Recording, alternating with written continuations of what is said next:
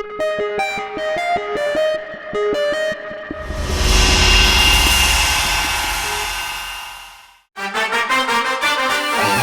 two, three, four, five, six, seven.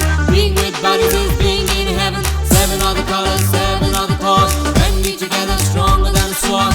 याद आएंगी हमें वो घर और गलियां, झगड़े थे जहाँ जहाँ थी प्यारी दुनिया. भूलेंगे न हम तुमको यारो, रूठेंगे न हम तुमसे यारो. याद आएंगी हमें वो घर और गलियां, झगड़े थे जहाँ जहाँ थी प्यारी दुनिया. भूलेंगे न हम तुमको यारो, रूठेंगे न हम तुमसे यारो.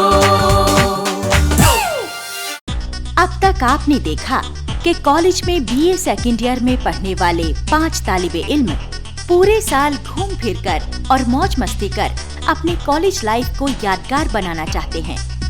इसलिए इम्तिहान से बचने के लिए वो यूनिवर्सिटी की एक तजवीज से फायदा उठाने का मंसूबा बनाते हैं, जिसके तहत अगर वो कॉलेज में होने वाली किसी तकरीब में हिस्सा लें तो उस साल इम्तिहान देने से बच सकते हैं. इसलिए वो सब यौम आज़ादी के मौके पर मुनक्किद होने वाले ड्रामे में हिस्सा लेने की जुस्तजू करते हैं. ड्रामा सेक्शन की इंचार्ज मैडम सबीना उन्हें 2 कम मशहूर मुजाहिदीन आज़ादी के बारे में नोट्स लिखने को कहती हैं. वो उनके बारे में कोई खास मालूमात हासिल नहीं कर पाने की वजह से रिटायर प्रोफेसर अलवी से मदद मांगने जाते हैं. दूसरी तरफ ज़ेबा को जब हिना के जरिए ये मालूम होता है कि हिना और उसके दोस्तों को तहरीक आज़ादी के बारे में कोई मालूमात नहीं है तो वो नाराज हो जाती है. आइए अब देखते हैं कारवाने आज़ादी की चौथी किस्त. देखो, एक अच्छा प्ले बनाने के लिए तुम्हें दिमागी तौर पर उसी दौर में रहना होता है. जिस्म भले ही आज में रहे, मगर दिमाग होगा उस दौर में जब हम गुलाम थे, उन हालात की चुभन में. जी सर. हाँ बच्चों, तो मैं कह रहा था, उस वक्त लोगों के दिलों में एक जज्बा था जो आज के लोग समझ नहीं सकते. क्यों सर? अरे भाई, अब माहौल खराब हो गया है. वो दौर ऐसा था जब अलग अलग इलाके, मजहब और ज़बान के लोग कंधे से कंधा मिलाकर अंग्रेज़ों से लोहा लेते थे. कोई फर्क न था और इकट्ठे होकर लड़ते थे हिंदू मुस्लिम. यानी दंगे नहीं होते थे? अरे दंगे तो इन सियासतदानों की देन है. उस वक्त सियासतदान या पॉलिटिशियंस नहीं थे, क्योंकि मुल्क ही गुलाम था. और जहाँ तक हिंदू मुसलमानों के आपसी रिश्तों की बात है तो पंडित राम प्रसाद बिस्मिल और अशफाक उल्लाह खान, इनकी दोस्ती सबसे अच्छी मिसाल है. मगर दोस्ती तो अलग चीज़ है सर. मेरी और इरफान की भी बहुत अच्छी दोस्ती है. मगर क्या तुमने कभी कोई कदम उठाया या कुछ ख्यालात से लोगों को पैगामात दिए जिससे तुमने हिंदू और मुसलमानों के मेल मिलाप को बढ़ावा दिया हो? ऐसी तो कोई बात हुई नहीं सर. तुम ऐसे नहीं समझोगे. मैं तुम्हें एक नज़्म सुनाता हूँ. इससे तुम्हें वक्त की फिजा और लोगों की सोच का एहसास होगा. भाई, यूं तो कई किताबें मेरे पास पढ़ी हैं, मगर तुम ऑडियो ही सुनो आज़ादी के दीवानों के गीतों की. ये नज़्म पंडित राम प्रसाद बिस्मिल पढ़ा करते थे. चलो मैं ही सुनाता हूँ. क्या हुआ अगर मिट गए अपने वतन के वास्ते, बुलबुलें कुर्बान होती हैं चमन के वास्ते. तरस आता है तुम्हारे हाल पर ए हिंदियों, गैर के मोहताज हो अपने कफन के वास्ते. देखते हैं आप जिसको शाद हैं आबाद हैं, क्या तुम ही पैदा हुए रंजो मिहन के वास्ते. दर्द से अब बिलबिलाने का ज़माना जा चुका, फिक्र करनी चाहिए मर्ज़े कुहन के वास्ते. हिंदुओं को चाहिए अब कस्द काबे का करें, और फिर मुस्लिम बढ़ें गंगो जमन के वास्ते. वाह, कितनी अच्छी तरह अंग्रेजों के चमचों को लताड़ा है. और आखिरी शेर तो कमाल का है. और ये कोई फिल्मी या प्रोफेशनल की लिखी हुई नज़्म नहीं थी. पंडित राम प्रसाद बिस्मिल ने खुद कलमबंद किया था इसे. सर, अभी आपने कहा था कि आपके पास कई किताबें पड़ी हैं फ्रीडम फाइटर्स के गीतों की। हाँ, एक तो यही है। इसमें कई दूसरे इनकलाबियों के बारे में भी डिटेल्स हैं और इनमें उनकी नज़में भी हैं।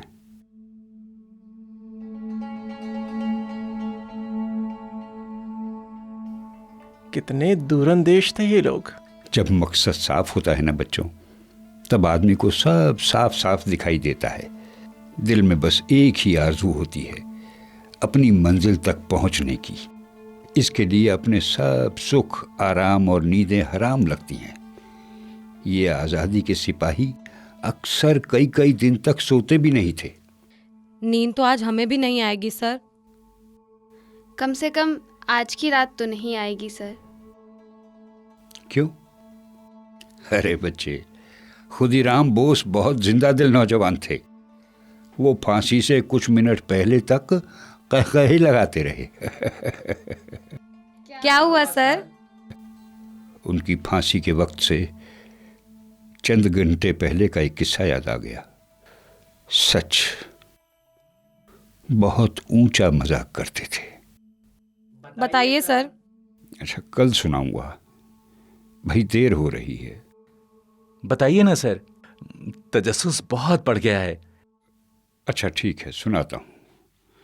हाँ, तो मैं कह रहा था कि बहुत ऊंचा मजाक करते थे वो। सचमुच बहुत जिंदा दिल नौजवान थे। हुआ यूं कि फांसी से पहले की शाम जेलर ने उन्हें खिड़की के पास बैठे देखा और कहा, खुदीराम, ये लो आम खाओ, बहुत उम्दा आम है ये। और आम को खिड़की के पास रख दिया। कुछ देर बाद खुदीराम ने आम उठाया और उसे टहनी वाले हिस्से से चूस लिया। आम वाकई बहुत मीठा था। तब एक शरारत उसके दिमाग में आई। उसने फूंक मारकर आम को फुला दिया और उसे वैसे ही खिड़की के पास रख दिया। फिर क्या हुआ सर?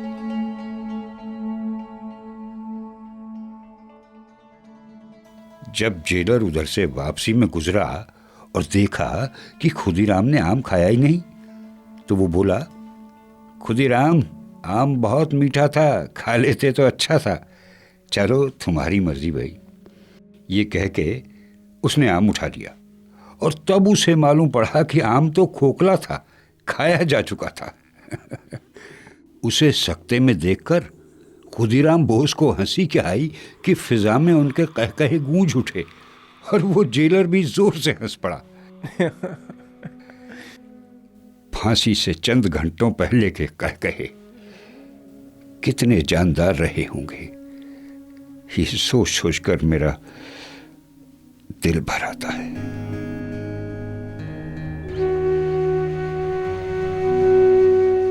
सर, वो 19 बरस के थे। छोटा होने की बिना पर उनकी फांसी माफ की जा सकती थी। फिर अब क्या वजह थी मुझे मालूम नहीं। मैं तो बस वो वाकया याद करके हंसा था। सर, कितने जिंदा दिल थे वो। और सर, दाद देनी होगी उनकी कि सिर्फ 19 बरस की उम्र में दुनिया से चंद घंटों बाद जाना है और ऐसी शरारत। अरे शरारत, उनकी शरारत में तो मस्खरापन भी हुआ करता था। एक वाकया सुनाता हूं। हुआ यूं कि जब जज ने उन्हें फांसी की सजा सुनाई तो खुदीराम बोस बोल पड़े कि वो कुछ कहना चाहते हैं और उन्हें कहने की इजाजत दी जाए। जज ने सोचा कि कमसिनी में मौत को सामने देखकर शायद माफी वगैरह मांगना चाह रहा है। सारे कोर्ट में चुप्पी छा गई। जज ने कहा, कहो खुदीराम, क्या कहना चाहते हो? खुदीराम ने कहा, सर, मैं हाजरीन, वकीलों, प्रेस के नुमाइंदों और आप हिंदुस्तानियों को कुछ बताना चाहता हूं। जज ने कहा, कहो क्या कहना चाहते हो? तो खुदीराम बोस ने कहा, मैं उन्हें बम बनाने का तरीका बताना चाहता हूं, वैसा जैसे मैंने बनाया था। और कमाल ये कि उसने बताना शुरू भी कर दिया। फिर क्या हुआ सर? एकदम हंगामा हो गया। पुलिस वाले फौरन उसे अपने घेरे में डालकर बाहर ले गए। वाह, फांसी की सजा सुनकर अदालत को दिक करने के लिए बम बनाने का फॉर्मूला बताना कमाल है। अब सोचो, ऐसे नौजवान क्या परवाह करते थे अपनी जिंदगी की। कमाल है सर। सर, वो कैसे थे दिखने में? हाँ, उन दिनों जब मैं किताब लिख रहा था, मेरा एक स्टूडेंट था। वो गजब का पेंटर था। उसने कुछ मुजाहिदों और हादसों की तस्वीरें बनाई थी। मेरे ख्याल से उसमें खुदीराम बोस की भी थी। सर दिखाइए ना, मैं ये देखने को बेताब हूँ कि वो कैसे दिखते थे। तीखे नैन नक्श, खूबसूरत, जैसे बंगालियों के होते हैं। हाँ, बाल घुंघराले थे जो खास उभर कर आते थे। मैं ज़रा कंप्यूटर खोल लूँ। इसी में स्कैन करवा कर डाल रखी हैं मैंने उसकी सारी तस्वीरें। अभी दिखाता हूँ।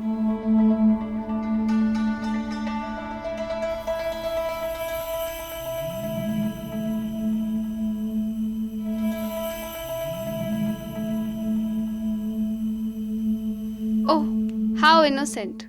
क्यूट। सर, और किस किस शहीद की तस्वीर है आपके पास? अरे बहुतों की है, लेकिन वो आप बाद में देखना। पहले प्ले की तैयारी कर लो।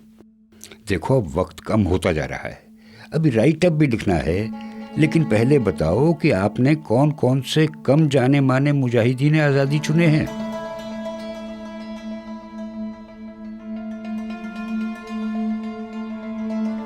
अरे भाई, कुछ तो देखा होगा किताबों में या नेट पर।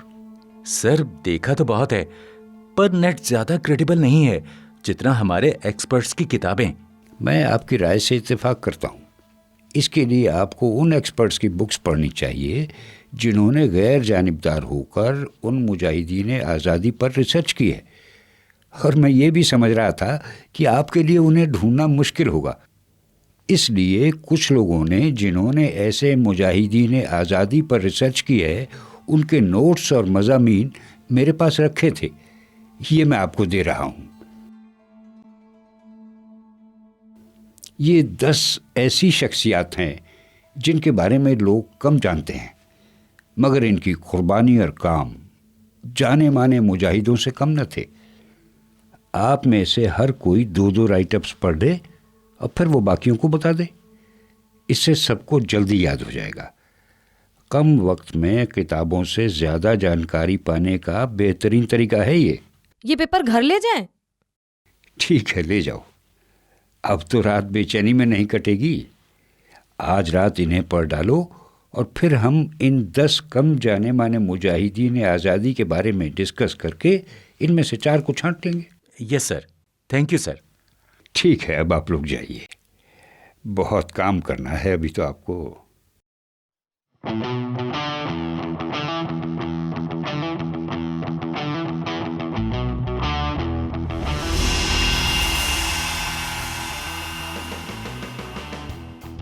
मजा आ गया यार, कैसी मजेदार सिचुएशन है। मजेदार दिलचस्प बातें मिल रही हैं सुनने को, और कॉलेज के इम्तिहान से निजात भी मिल जाएगी। भाई मुझे तो बहुत मजा आ रहा है। क्या बढ़िया कहानियां सुनने को मिल रही हैं। सस्पेंस, ड्रामा, एक्शन और तो और कॉमेडी भी है उनकी कहानियों में। मगर बच्चों, जब स्क्रिप्ट लिखनी पड़ेगी तब मैं पूछूंगा, मजे आ रहे हैं ना? अरे उसकी भी एक तरकीब सोच ली है मैंने। अच्छा, बता फिर। अरे देखते रहना, पूरी की पूरी स्क्रिप्ट प्रोफेसर अलवी से ही लिखवाऊंगा। हाँ राज, बताना, नहीं तो रात भर नींद नहीं आएगी। हाँ यार, हम भी तसल्ली से सोएंगे रात को। अब बता भी दे। ठीक है, तो सुनो। जब प्रोफेसर साहब ये दिलचस्प कहानियां सुनाना बंद कर देंगे और स्क्रिप्ट लिखने को कहेंगे, तो हमारी स्क्रिप्ट राइटर मिस मारिया को डेंगू हो जाएगा और हम बड़े उदास और मासूम और गमज़दा चेहरे लिए प्रोफेसर साहब से पूछेंगे, मारिया तो अब लिखने की हालत में नहीं है सर, अब हम क्या करें? और मुझे पूरा यकीन है कि वो भला इंसान कहेगा, चलो कोई बात नहीं, मैं लिख देता हूँ। शाबाश, क्या चाल सोची है। यार राज, एक गड़बड़ है। क्या? डेंगू तो सितंबर अक्टूबर में होता है। तो कोई बात नहीं, जुलाई अगस्त में मलेरिया तो हो सकता है ना? हाँ, मलेरिया जरूर हो सकता है।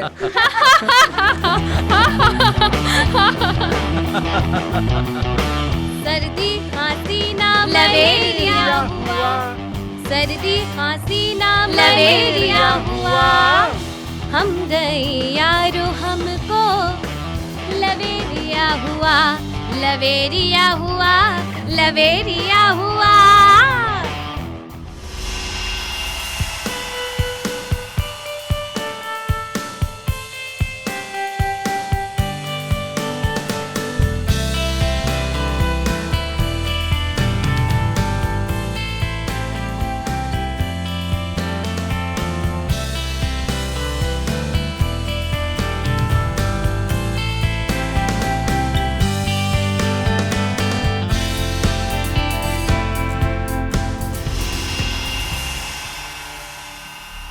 सरफरोशी की तमन्ना अब हमारे दिल में है, देखना है जोर कितना बाजुए कातिल में है, रहबरे राहे मोहब्बत रह न जाना राह में, लज्जते सहरा न वर्दी दूरिये मंजिल में है, आज मक्तल में यो कातिल कह रहा है बार बार, अब भला शौक़े शहादत भी किसी के दिल में है, ऐ शहीदे मुल्क मिल्लत हम तेरे ऊपर निसार, अब तेरी हिम्मत की चर्चा गैर की महफिल में है, अब न अगले वलवले हैं और न अरमानों की भीड़, एक मिट जाने की हसरत अब दिले बिस्मिल में है, सरफरोशी की तमन्ना अब हमारे दिल में है, देखना है जोर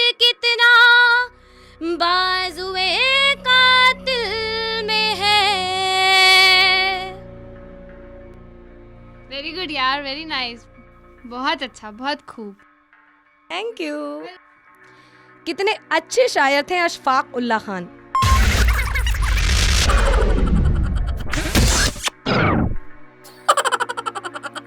अशफाक उल्लाह खान नहीं, ये नज्म पंडित राम प्रसाद बिस्मिल की है। नज्म के आखिर में बिस्मिल नहीं सुना क्या?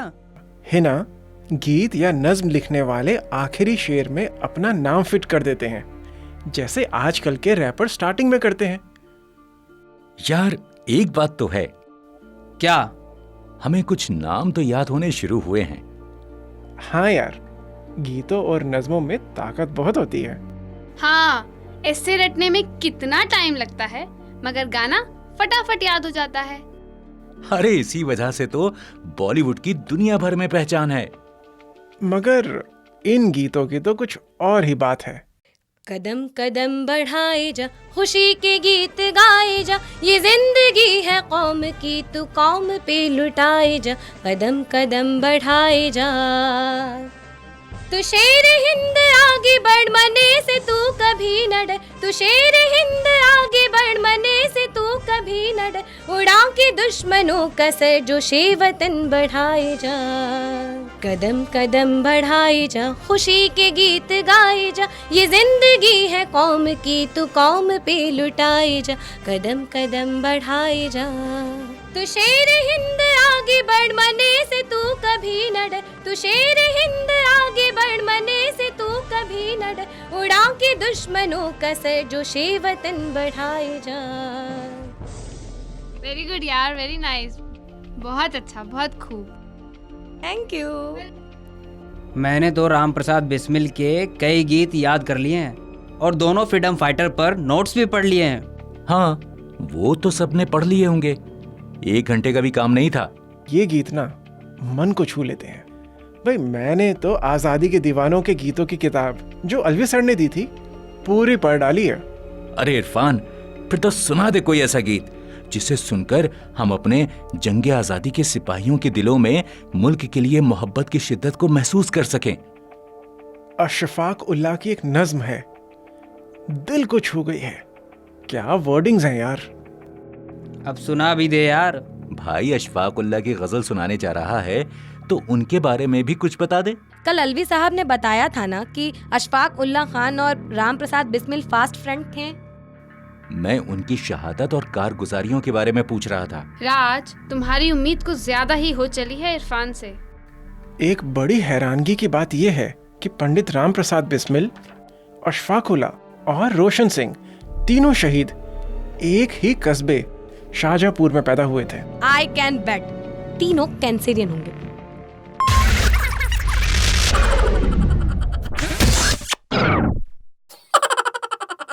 ओह गॉड, इसे तो हर बड़ा आदमी कैंसेरियन ही लगता है। वैसे हिना की एक बात की तारीफ तो करनी होगी। क्या? इसकी अपने बारे में राय बहुत अच्छी है। हाँ इरफान, क्या नाम बताया था तीनों के शहर का? कौन तीन? पहले नाम बता। पंडित राम प्रसाद बिस्मिल, अशफाक उल्लाह और अरे बता बता। हाँ, ऋतिक रोशन। अबे राज, ऋतिक रोशन नहीं, रोशन सिंह, ठाकुर रोशन सिंह। इरफान, राज की फरमाइश थी कि इन तीनों के मुताल्लिक कुछ मालूमात भी दी जाए। भाई अब ज्यादा तो याद नहीं मुझे, रात को बहुत देर तक पढ़ता रहा, 3 बज गए थे। हाँ, याद आया, पता है राम प्रसाद बिस्मिल को 2 फांसी की सजाएं मिली थी। यानी एक फांसी से बच जाए तो जल्लाद को सेकंड चांस? अरे नहीं, उनके खिलाफ 2 मुकदमे चल रहे थे और उन्हें दोनों मुकदमों में फांसी की सजा मिली थी। और क्या याद है? उनकी पैदाइश 1 जून 1897 को हुई थी। ओह जेमिनी। यार इरफान, अब अशफाक की भी डेट ऑफ बर्थ बता दे। 19 दिसंबर 1927। अब रहा रोशन का सनसाइन। हाँ हाँ, अभी भी 33% मिलने का चांस है। इरफान, अब ठाकुर रोशन सिंह का भी सनसाइन बता दे। सनी, सॉरी यार, वो तो बिल्कुल याद नहीं। Sorry Cancerian. अरे छोड़ो ना यार, अब सुनाओ ना वो गाना। अच्छा ठीक है, मैं सुनाता हूँ। देखो, सुरताल नहीं है मेरी, अब मेरी जैसी भी आवाज है उसमें सुनना पड़ेगा तुम्हें। तो इस तरह से, हाँ।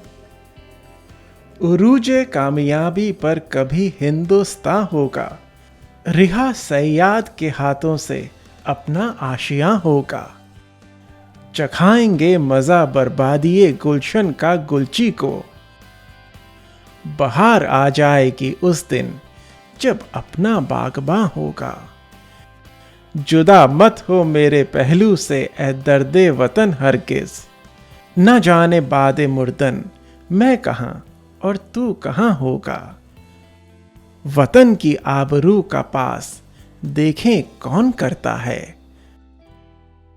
सुना है आज मख्तल में हमारा इम्तिहान होगा, ये आए दिन की छेड़ अच्छी नहीं है खंजरे कातिल, बता कब फैसला उनके हमारे दरमियां होगा, शहीदों के मज़ारों पर लगेंगे हर बरस मेले, वतन पर मरने वालों का यही बाकी निशान होगा, कभी वो दिन भी आएगा जब अपना राज देखेंगे, जब अपनी ही ज़मीं होगी, जब अपना आसमां होगा।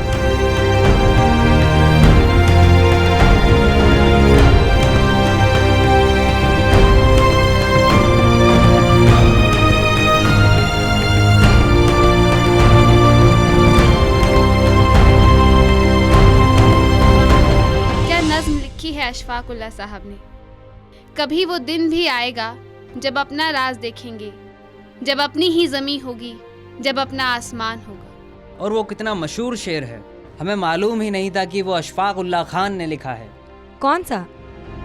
शहीदों की मज़ारों पर लगेंगे हर बरस मेले, वतन पर मिटने वालों का यही बाकी निशान होगा। ये अशफाक का शेर है? ओह, मैं समझी थी कि किसी फिल्म के गाने से है।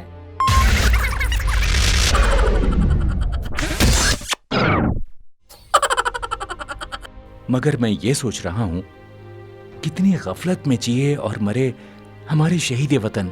गफलत? कैसी गफलत?